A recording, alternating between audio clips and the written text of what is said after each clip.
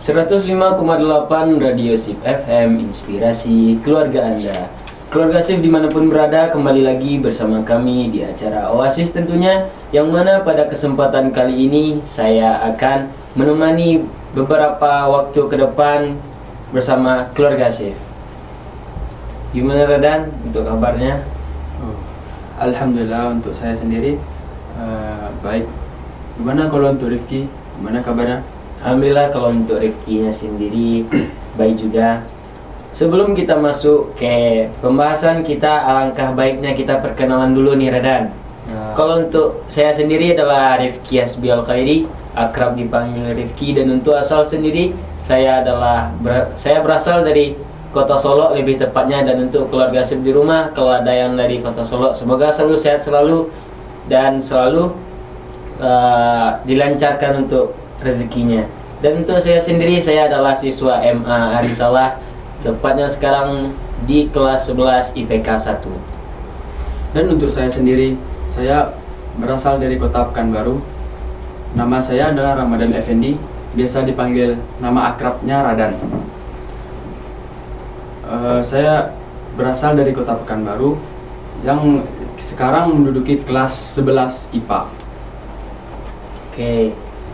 Satu lagi nih keluarga Sip, BTW kami berdua biasa dibilang kembar ya tuh Radan? Ya betul sekali. Kalau untuk alasannya sendiri kira-kira apa tuh Radan?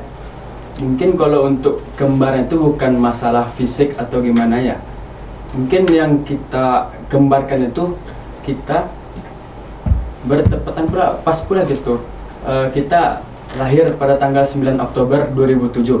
Jadi keluarga Sip di rumah, kami berdua lahir di hari yang sama, bulan yang sama, bahkan juga di tahun yang sama. Cuman yang membedakannya waktu yang pasti, terus juga tempat. Kalau untuk anak sendiri lahir di Solo, dan untuk waktunya tuh jam 9-an pagian gitu. Kalau untuk anak sendiri, anak lahir di Pekanbaru tempatnya pastinya. Terus lahirnya tuh pada setelah sholat tarawih. Berarti bisa dibilang keluarga Sip di sini lebih besaran Rifkinya ya pada Radannya. Mungkin kalau untuk kenalannya udah dulu ya Radannya. Kalau boleh tahu tema kita hari ini apa tuh Radan? Nah, kalau pembahasan kita pada siang kali ini, kita akan membahas mungkin nih cerita dari saya sendiri. Ceritanya tuh mungkin dari kisah-kisah saya yang dimana waktu itu kebimbangan atau kebingungan untuk melanjutkan SMA negeri yang tidak sama sekali menginginkan sekolah yang berasrama lagi, melanjutkan SMA di luar gitu. Jadi mungkin kalau untuk tema kami hari ini bisa dibilang itu adalah dibalik segala sesuatu pasti ada hikmahnya. Sebenarnya keluarga Sip di rumah, dari kisah-kisah terdahulu, mulai dari kisah para sahabat, kisah orang-orang soleh juga, mungkin kisah-kisah para nabi, kita sudah dapat mengambil pelajaran yang berhubungan dengan tema kita ini. Namun ada beberapa orang, ada beberapa golongan yang mungkin bertanya, itu kan terjadi di zaman dahulu, di zaman para nabi gitu, di zaman orang-orang terdahulu dengan belum masuk teknologi, zaman belum modern. Dan pada kesempatan kali ini kami akan mencoba untuk menyampaikan bahwa itu bukan hanya terjadi pada zaman dahulu, bahkan untuk zaman sekarang sendiri, untuk zaman kita di zaman modern, kita berada di zaman bisa dibilang Gen Z ya, keluarga Sip. Ternyata hal-hal itu masih akan terus berlanjut dan terus akan terjadi. Seperti yang Radan bilang tadi, mungkin dia memiliki kebimbangan hati menentukan MA, menentukan kemana dia akan melanjutkan pendidikannya. Mungkin gitu ya keluarga Sip ya.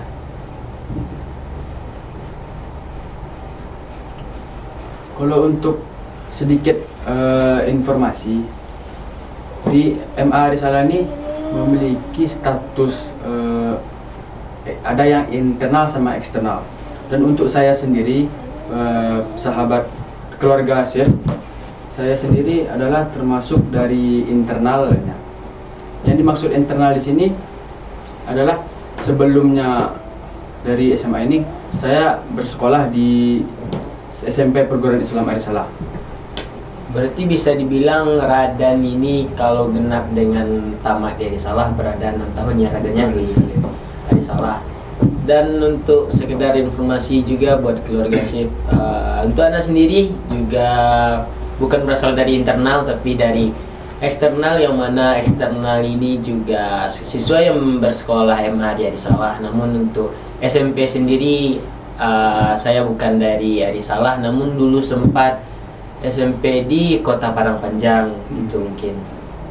Dan untuk mungkin dapat kita simpulkan 6 tahun di Arisalah di lingkungan asrama, berbaur dengan lingkungan yang sama, orang-orang yang sama, pasti ada rasa bosannya, pasti ada rasa suntuknya, pasti ada rasa pengen keluar, pengen bebas seperti anak-anak pada umumnya, terutama bagi kita para remaja yang lagi di masa-masa labil, yang lagi di masa-masa transisi peralihan dari kecil dan ke dewasa. Yang pasti pilihan itu akan membuat kita bimbang, pertimbangan itulah yang akan membuat kita ragu, dan itu mungkin salah satu yang menjadi alasan untuk Radannya dibimbang dalam memilih SMA lanjutan, dalam memilih untuk gimana akan melanjutkan pendidikannya.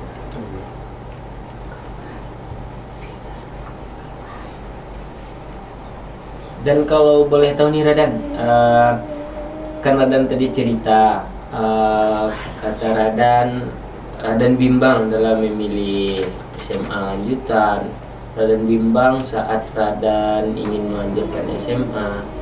Kalau untuk cerita lebih dalamnya, kalau untuk lebih telitinya itu gimana tuh ceritanya?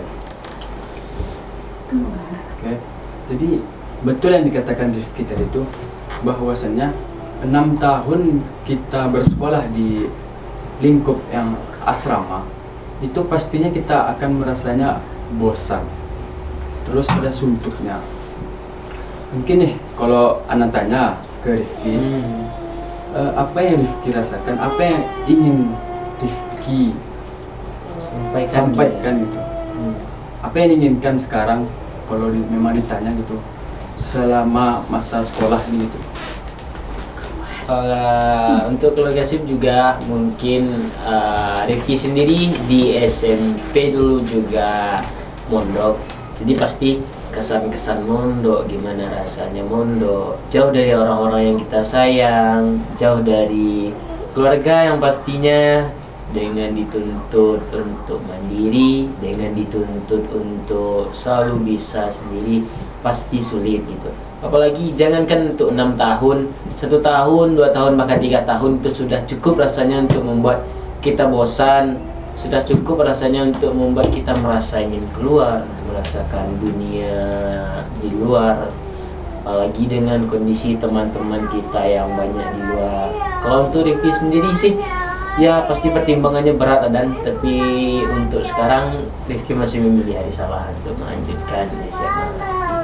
Berarti ini dapat kita simpulkan kalau Rifki itu pengen gimana rasa itu, kita pengen hidup bebas seperti remaja yang di luar. Pasti itu sama hal yang saya rasakan pada saat ini. Begitu 6 tahun yang akan datang nanti dengan lingkup asrama itu sangat membosankan. Berarti bisa dibilang Radan ketika awal masuk MA di Salah dengan separuh hati ya. Dengan separuh hati. Dan dengan menjalankannya tidak terlalu dengan semangat, tidak terlalu punya ekspektasi besar, tapi mungkin hanya untuk yaudah jalani dulu mungkin gitu. Jalani dulu awalnya. Nah sebelumnya sedikit cerita juga. Sebelumnya kan tadi saya bersekolah SMP di Perguruan Islam Arisalah. Pada saat itu awal-awalnya kedatangan anak anak itu memang diantarkan dengan segala harapan sama orang tua, keluarga dan semuanya. Saya Saya memang anak berpikir dari awal pasti nantinya di dalam asrama itu merasakan yang bosan gitu. Balik Bosan. yang awal tadi ya, bosan. Karena dengan kegiatan yang monoton itu aja, dengan teman yang setiap hari 24 jam bertemu itu. Tapi itu tetap Ana jalani hingga kelas 1, kelas 2 dan hingga kelas 3. Dan pada puncaknya kelas 9 ini atau kelas 3 ini adalah puncak di mana anak-anak siswa SMP yang memiliki sangat-sangat bimbang ya untuk memilih lanjutan untuk masa depannya, atau itu lanjutan untuk sekolah menengah atas. Sangat bimbang sekali. Kalau untuk pengalaman Ana sendiri gitu, pada ingin untuk melanjutkan memilih gitu, melanjutkan sekolah menengah atas ini, awalnya Ana memang sama sekali gitu tidak ingin melanjutkan SMA yang berlingkup asrama lagi. Soalnya kan udah selama 3 tahun udah menjalani dengan berbagai lika-liku kehidupan yang telah selama 3 tahun itu merasa lama banget gitu. Iya, risalahnya. Tidak risalah itu. Nah, sudah itu Ana bercobalah untuk ingin berdiskusi gitu, ingin menyampaikan kepada orang tua, pokoknya ingin berdiskusi, membincang-bincang pada orang tua melalui telepon seluler atau telepon asrama yang kita kenal. Nah, telepon asrama ini dia berjadwal setiap minggunya. Setiap minggunya kita berganti-ganti. Pas mula waktu itu pada kelas 3 SMP itu, anak memang dengan berkeinginan tinggi, dengan pikiran tinggi setelah memikirkan apa yang ingin disampaikan oleh orang tua, anak berusaha untuk mencoba. Mungkin kalau jujur, Ana waktu itu untuk mencoba menelpon orang tua itu sebelumnya Ana takut gitu. Kenapa? Karena Ana sebelum menelpon itu memang Ana kayak sudah merasa kalau kita memang mau pindah gitu. Karena Ana tujuan dari nelpon itu menanyakan lah, untuk intinya untuk mencari solusi bisa keluar.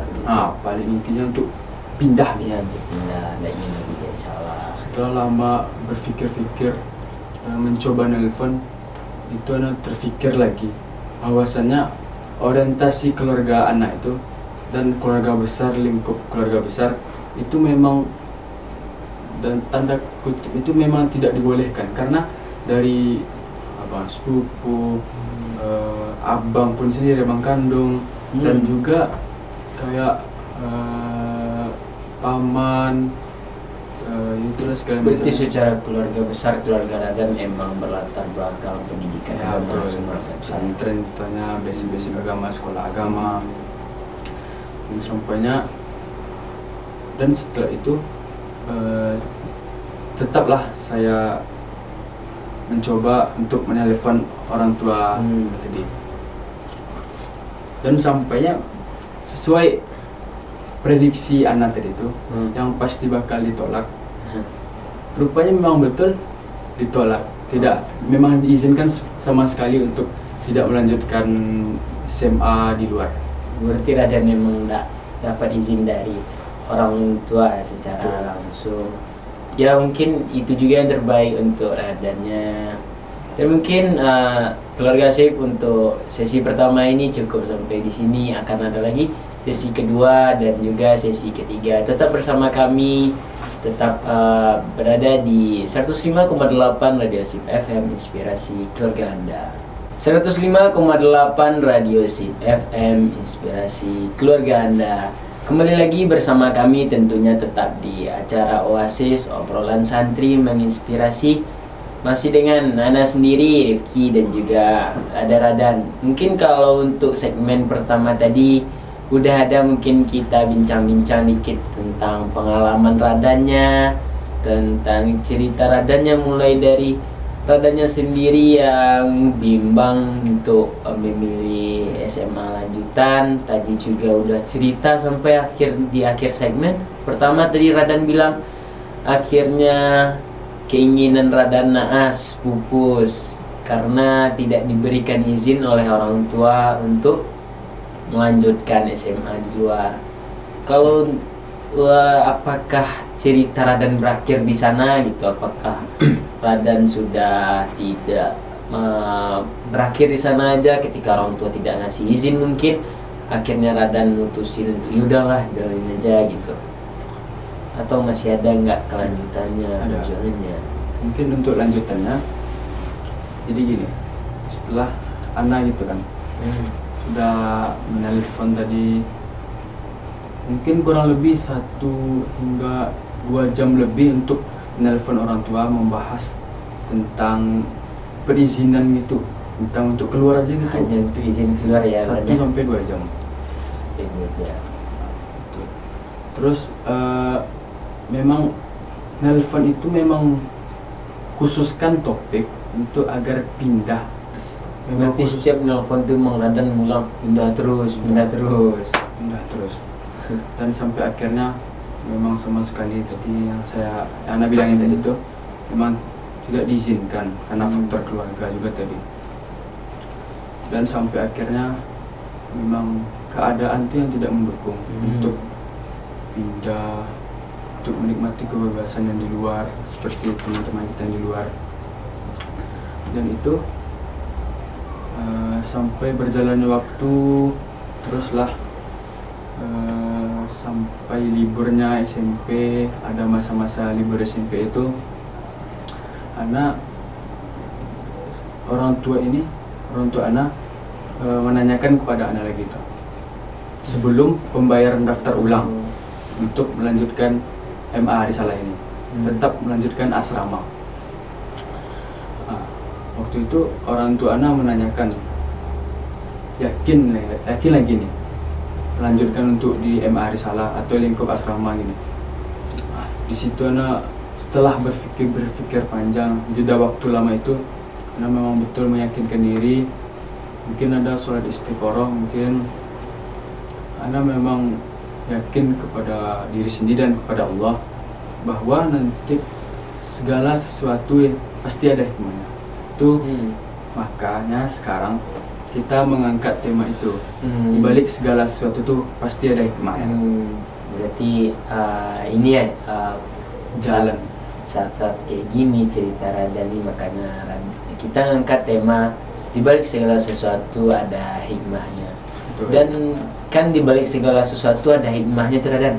Kalau untuk hikmahnya sendiri apa tuh Radan yang bisa Radan ambil? Kan mulai dari tadi Radan berpikir hidup dikekang, mulai dari Radan tadi berpikir ingin bebas, mulai dari Radan tadi berpikir ingin melanjutkan SMA di luar, tidak didukung oleh orang tua gitu. Pasti kita sebagai anak kayak kecewa pasti, karena kita pengen hidup kayak orang-orang di luar, namun orang tua kita tidak memberi izin. Dan sekarang Radan kan udah di MA Risalah nih, udah di kelas 11 juga sekarang, dan pasti ada hikmahnya tadi kan. Udah apa yang hikmah yang udah Radan rasain sendiri gitu selama MA Risalah. Jadi setelah Ana menanyakan semua itu memang betul sama sekali tidak diizinkan. Jadi Ana memang betul berusaha bagaimana tetap enjoy pertama, dan kayak menerima nasib yang menimpa pada Ana ini dengan tadi kan anggaplah dengan keinginan kita tinggi untuk mengharapkan kita sekolah di luar itu, tapi naas hasilnya. Di situ Ana mencobalah untuk membangun atau membentuk ruang ikhlas di hati untuk agar nanti apa? Agar kekecewaan yang kita harap terlalu tinggi itu tidak terlalu membekas di hati, karena tadi itu udah diawali dan ditutup dengan ruang ikhlas tuh ya Radan ya. Terus dengan ikhlas tadi itulah juga yang sudah Ana bangun tadi itu, maka segala aktivitas tuh kita rasakan enjoy, tenang. Mungkin dari akademik, spiritual kita, dengan ibadah kita, memang Ana rasakan sekarang berkat ikhlas kita tuh, apapun yang kita lakukan itu pasti akan dimudahkan oleh Allah. Maka ini bisa jadi hikmah kepada keluarga Sif yang di berada yang di rumah, mungkin yang lagi perjalanan, yang lagi mungkin dengar radio ini. Hikmahnya bisa juga dengan segala sesuatu kebosanan kita tuh yang kita anggap itu sia-sia, itu mungkin adalah suatu kebaikan bagi kita. Misalnya kita menganggap kita bosannya tadi kita di sini, itu tanpa kita sadari itu adalah suatu kebaikan. Maka Allah itu tidak akan menyia-nyiakan suatu kebaikan. Karena nanti Allah akan menciptakan plot-twist yang tanpa diduga-duga, plot-twist yang kebaikan. Berarti cara Radan pertama untuk menyikapi masalah ini, pertama enjoy ya Radannya.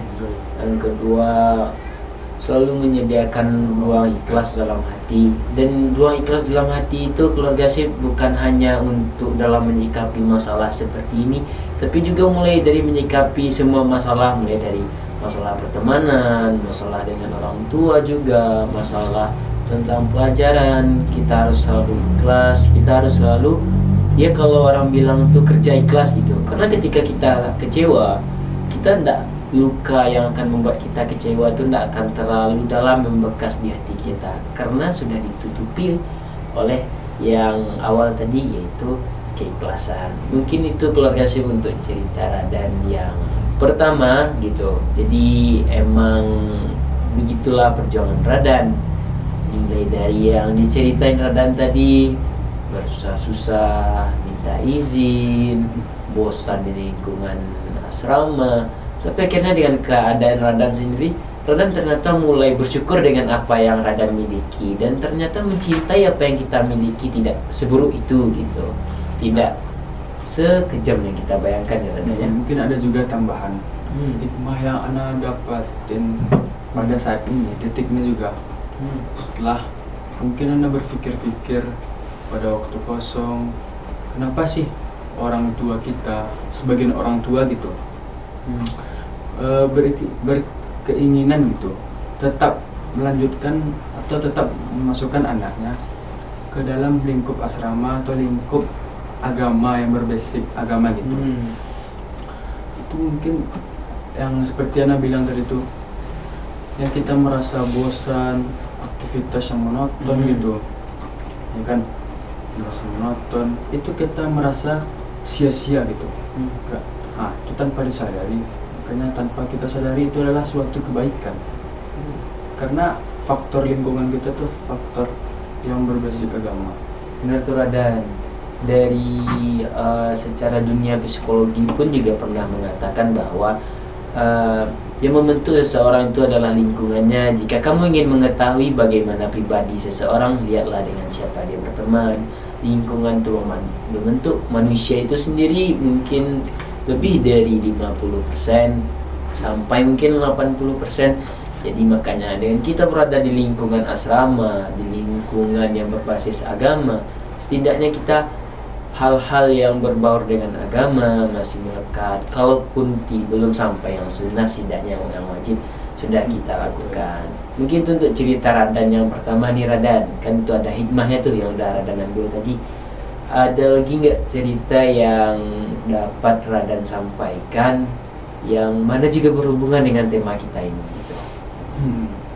Ini mungkin tadi cerita yang hikmahnya mungkin hal yang positif. Hal yang positif. Jadi mungkin hikmah itu bisa mengakibatkan ke arah yang negatif gitu. Tapi tergantung diri kita yang menjalankannya. Karena sebaik-baik rencana itu memang Allah yang menentukan rencana itu. Allah yang membetulkan, merencanakan sebenarnya gitu.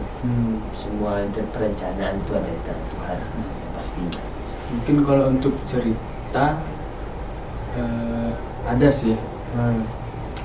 Pada waktu itu, waktu libur, tepat waktu libur. DMA berarti. Udah MA.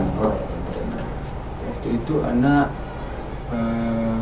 diberi uang jajan kan, kan senang lah kita diberi uang jajan waktu libur. Terus itu Ana diberikan duit mungkin selembar uang kertas gitu, mungkin 100.000. Jadi waktu itu memang Ana disuruh orang tua itu disuruh pakailah dompet atau gimana biar tidak nanti hilang. Kasih tahu gitu kalau mau pergi main bawa dompetnya Dompet. biar tidak kececeran gitu. Nah, jadi itu memang itulah kita melakukan itu pasti ada hikmahnya nanti. Kita tidak tahu pasti hikmah itu nanti baik pada kita, buruk pada kita tidak tahu. Jadi waktu itu Ana tetap mengiyakan kata orang tua. Tapi Ana pikir juga, kan tidak apa ya, palingan Kada hilang gitu. kan hilang itu kan. Ana simpan di saku aja gitu. Nah, lanjutlah Ana main sama teman-teman dan di rumah. Terus apa yang diprediksi orang tua itu pasti terjadi Dan akhirnya terjadi. terjadi. Waktu itu Ana main PS, ini membayar PS, rental PS itu. Ketika itu memang tanpa disadari hilangnya. Mungkin Ana lagi mengeluarkan HP dari kantong celana, Mungkin jatuh. jatuh entah di mana nggak tahu. Setelah jalan gitu, tanpa disadari hilang gitu duitnya. Memang sudah dicari-cari, jadi memang nggak ketemu. Mungkin itulah hikmah yang buruk bagi Ana. Itu sedikit cerita. Mungkin ada cerita lain lagi. Nah, ini setelah mungkin 2 hari sudah itu lagi. 2 hari kemudian setelah kejadian itu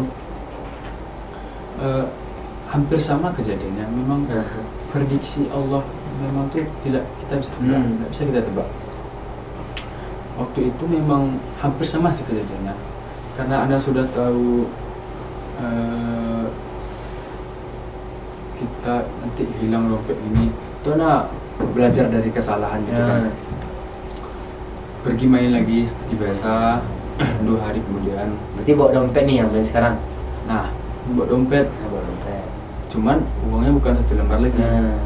Uangnya berlebih karena Ana main dari lama gitu dari siang sampai mungkin dari malam. Itu sangat membutuhkan duit, mungkin dari duit minyak, duit makan gitu kan. Nah, jadi pada saat itu memang betul kata-kata orang tua itu harus kita patuhi. Terus Jadi waktu itu Ana pamit pada orang tua Ana pergi main. Pada waktu itu Ana hanya bawa dompet, berisikan duit dan segala macamnya, kartu-kartu. Nah, di situ orang tua Ana menyuruh untuk bawalah tas sandang gitu, biar nanti tidak tercecer dompetnya lagi. dompetnya tidak tercecer. Tidak tercecer. Artinya kalau kita berpikir kita hanya pergi main gitu sama teman, ngapain bawa tas, repot-repot bawa tas. Di situ orang tuanya bilang bawa aja lah nih dulu tas sandang, kita simpan di mana nanti biar hilang dompet tuh. Nah, pada waktu itu kayak kita berpikir kenapa sih bawa tas sandang itu, karena mungkin merepotkan, karena repot-repot nanti karena dia besar gitu. Kalau dompet kan bisa lah masuk kantong celana.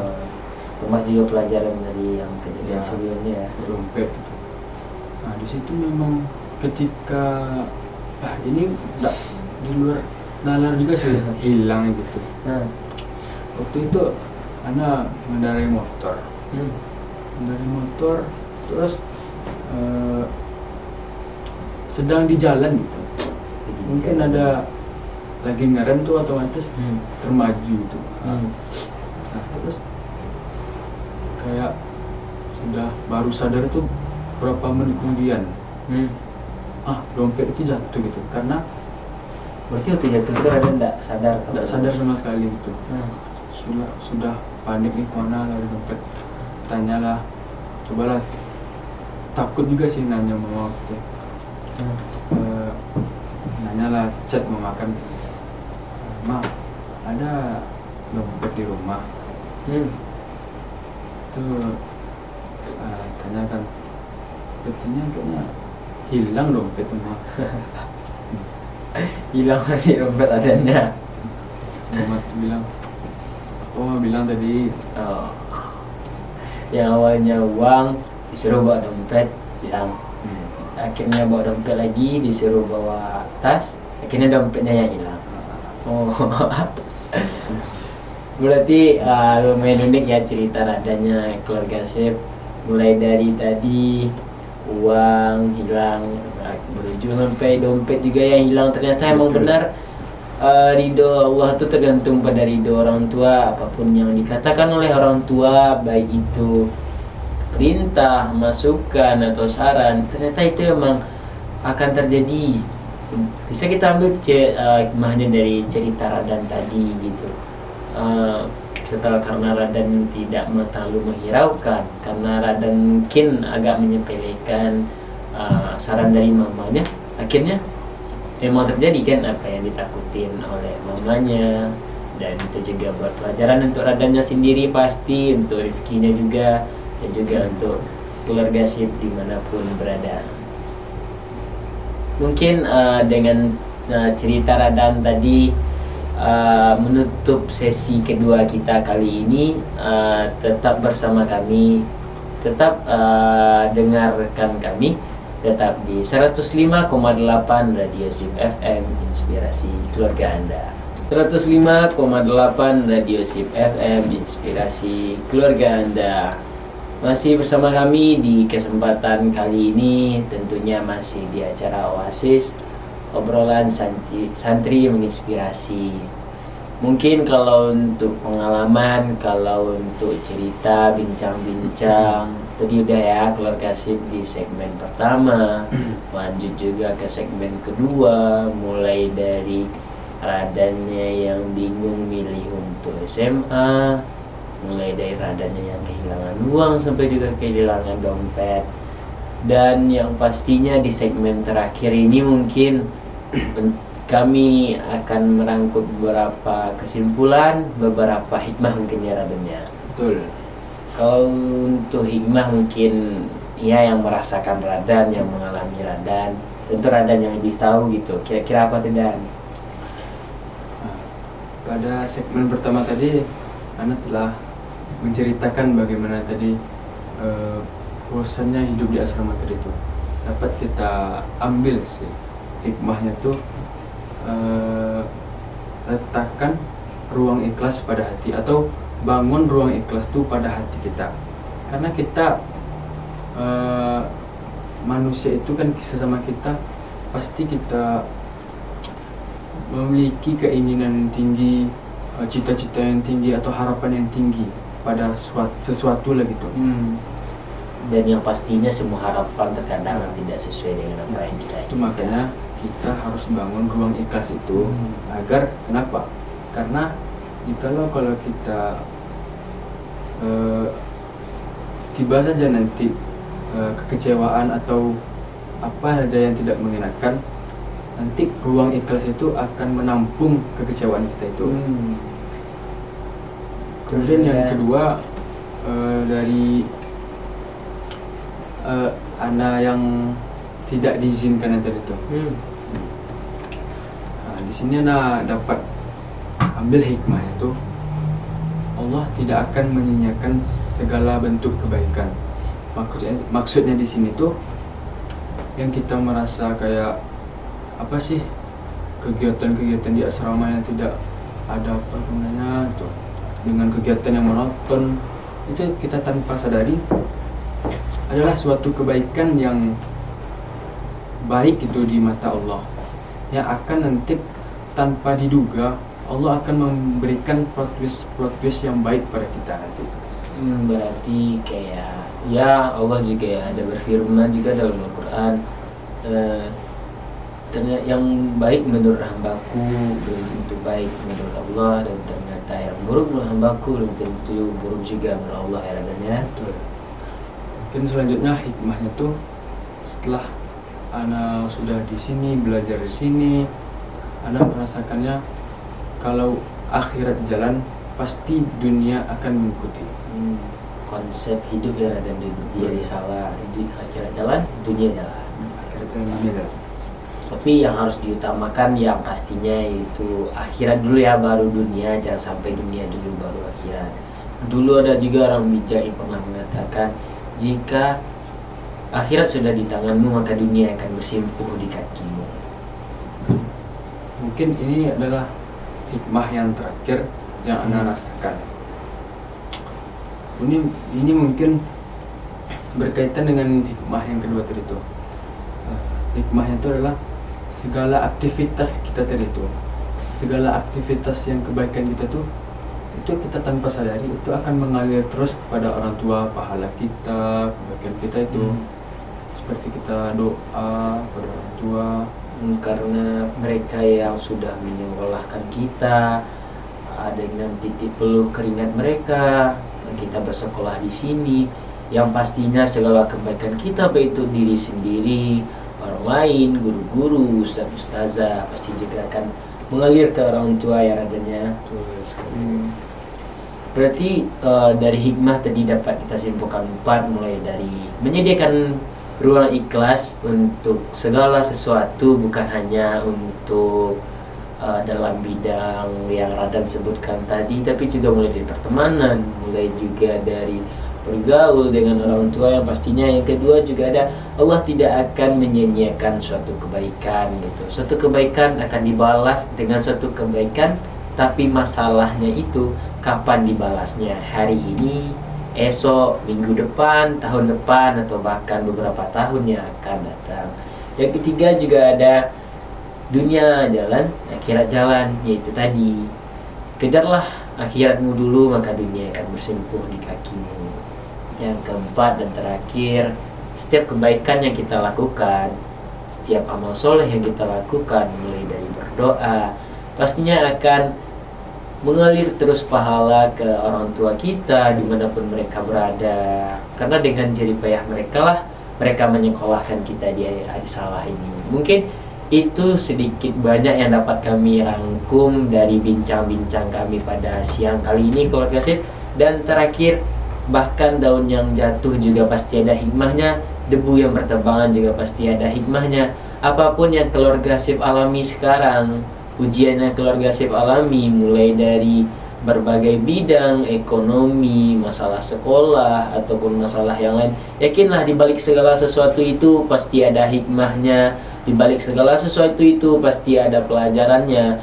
Baik itu keluarga Sip dapat pelajarannya saat ini, esok, ya tahun yang akan datang, tapi yakinlah, bahkan kami sendiri, Ana dan Radan, yakin kami berada di Arisalah, kami bersekolah di Arisalah bukanlah sebuah kebetulan, bukanlah sebuah hoki, bukanlah sebuah hal yang terjadi secara tiba-tiba, tapi kami yakin kami bersekolah di Arisalah di masa yang akan datang ada hikmah yang akan kami dapatkan, ada pelajaran yang akan kami dapatkan, baik itu ketika kuliah ataupun berkeluarga nantinya ya Radanya. Mungkin kita sudah berada di ujung segmen keluarga Sip. Sudah mulai dari segmen pertama, mulai dari segmen kedua, dan terakhir dengan segmen ketiga. Semoga pengalaman yang Radan bagikan dan juga mungkin ada beberapa yang Anda sampaikan yang dapat membantu keluarga Sip dimanapun berada. Semoga selalu bisa menginspirasi, dan juga pesan untuk keluarga Sip selalu saksikan Oasis yang pastinya yang bertepatan setiap hari Kamis kurang lebih pukul 2 hingga selesai. Dan untuk itu, karena kita sudah berada di penghujung acara, Ana sendiri Rifki Asbil Khairi dan Ana Ramadan Effendi pamit undur diri. Tetap di 105,8 Radio Sip FM, inspirasi keluarga Anda. Wassalamualaikum warahmatullahi wabarakatuh.